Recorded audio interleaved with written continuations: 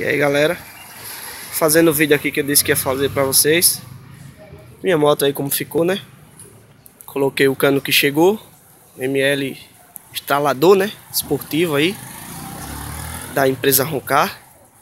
Ele já quer dizer que não ganho nada da empresa, né? Lógico. Mas eu optei pelo cano aí porque gostei, hein? Barulho gostosinho. Tá aí, lindinha. Mostrando aqui um videozinho pra vocês aí, como ele ficou aqui, ó, atrás.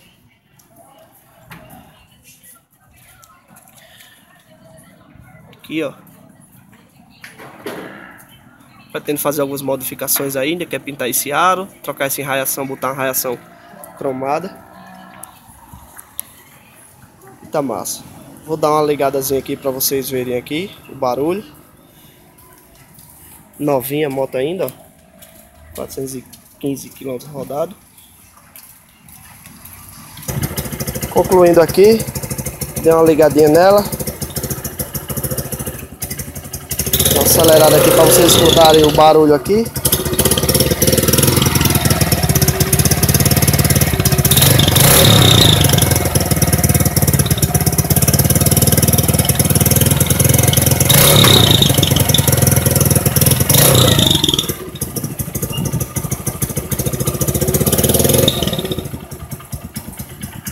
Aí galera, bichinho aí, ó. Vou prolongar muito não o vídeo. Vou deixar ele pequenininho, só para vocês darem uma olhada mesmo como ele ficou.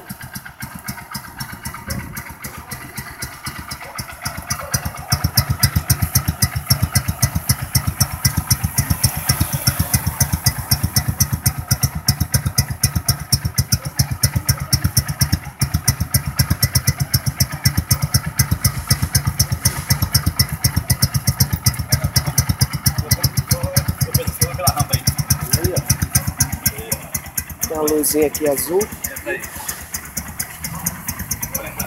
Dá uma acelerada aqui para vocês verem.